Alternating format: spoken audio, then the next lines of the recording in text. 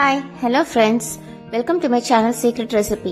இன்னைக்கு நம்ம செய்ய போகிற ரெசிபி மிளகு ரசம். இதுக்கு தேவையான இன்க்ரீடியன்ஸ் வெங்காயம், பூண்டு, சீரகம், மிளகு, மல்லி, புளி, பெருங்காயம், கருவேப்பிலை, மல்லி இலை, உப்பு.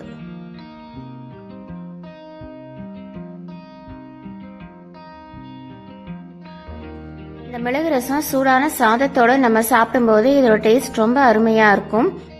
சூடான ரச சாதத்தோட நீங்க பொரியல், ஊறுகாய் எது வேணாலும் வச்சு சாப்பிடலாம். இதோட டேஸ்ட் ரொம்ப அருமையா இருக்கும். வீடியோக்குள்ள போறதுக்கு முன்னாடி சீக்ரெட் ரெசிபி சேனலுக்கு சப்ஸ்கிரைப் பண்ணுங்க, சோ தட் என்னோட நோட்டிபிகேஷன்ஸ் எல்லாமே உங்களுக்கு உடனே வந்துடும். இப்ப வாங்க இந்த மிளகு ரசம் எப்படி பண்றதுன்னு பார்க்கலாம். ரசத்துக்கு நான் 2 தக்காளி எடுத்திருக்கேன்.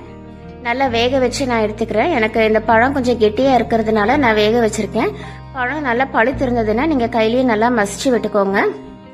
ஒரு 2 நிமிஷம் கொதிக்க வச்சா போதும். இப்போ நமக்கு தக்காளி ரெடி ஆயிடுச்சு. அதுக்குள்ள நம்ம ரசப்பொடி பண்ணிடலாம். 1 ஸ்பூன் சீரகம் எடுத்திருக்கேன், 1 ஸ்பூன் மிளகு எடுத்திருக்கேன். மிளகு ரசங்கிறதுனால நான் மிளகு கொஞ்சம் அதிகமாக நான் சேர்த்திருக்கேன். ஃப்ரெஷ்ஷாக ஒரு கொத்து கருவேப்பிலை சேர்த்திருக்கேன், கொஞ்சமாக மல்லி சேர்த்திருக்கேன். இப்போ இதை நம்ம பவுடர் பண்ணி எடுத்துட்டு வந்துடலாம். இப்போ நமக்கு ரசத்துக்கு தேவையான பவுடர் ரெடி ஆயிடுச்சு. நீங்கள் இந்த மாதிரி ஃப்ரெஷ்ஷாக அரைச்சி செய்யும் போது நமக்கு ரசத்தோட மனம் ரொம்ப நல்லா இருக்கும். இப்போ இது அப்படியே இருக்கட்டும்.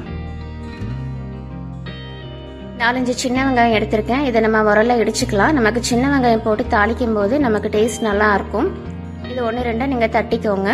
இப்போ இது ரெடி ஆயிடுச்சு. இதுலயே நம்ம பூண்டும் இடிச்சுக்கலாம். நான் 5 பூண்டு எடுத்திருக்கேன். அதுவும் வெங்காயத்துக்கூடயே நம்ம சேர்த்து இடிச்சு வச்சுக்கலாம். இப்போ நமக்கு வெங்காயம், பூண்டு 1-2 நம்ம இடிச்சாச்சு.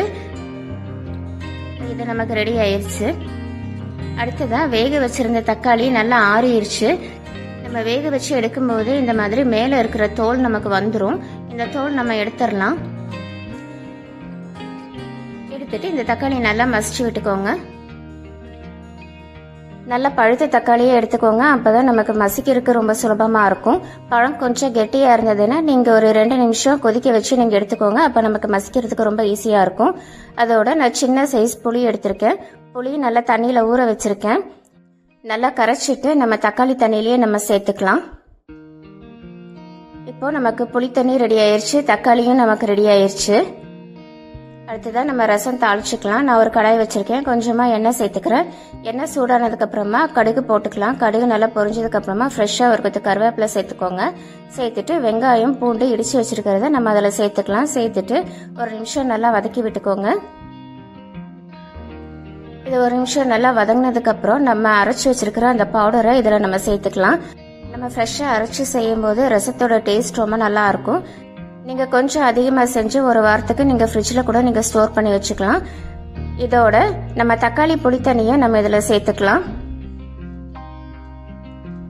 சேர்த்துட்டு கொஞ்சமா மஞ்சத்தூள் சேர்த்துக்கலாம்.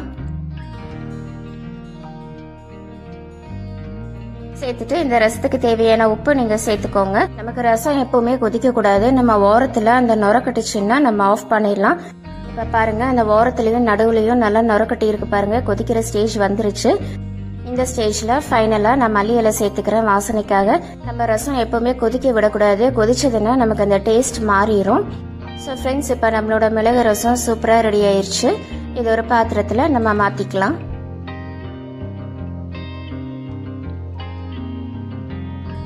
இந்த மிளகு ரசம் நம்ம சூடான சாதத்தோட பொரியல் வச்சோ ஊறுகாய் வச்சோ நம்ம சாப்பிடும்போது இதோட டேஸ்ட் ரொம்ப நல்லா இருக்கும். இது செய்யறதுக்கும் ரொம்ப சுலபம். நம்ம ஃப்ரெஷ்ஷா பவுடர் பண்ணி நம்ம ரசம் பண்ணும்போது இதோட மனம் ரொம்ப நல்லா இருக்கும். ஸோ ஃப்ரெண்ட்ஸ், இந்த ரெசிபி எல்லாருமே ட்ரை பண்ணி பாருங்க. சீக்ரெட் ரெசிபி சேனலுக்கு லைக் பண்ணுங்க, ஷேர் பண்ணுங்க, சப்ஸ்கிரைப் பண்ணுங்க. கூட பெல் ஐகானை கிளிக் பண்ணுங்க. ஸோ தட் என்னோட நோட்டிபிகேஷன்ஸ் எல்லாமே உங்களுக்கு உடனே வந்துடும்.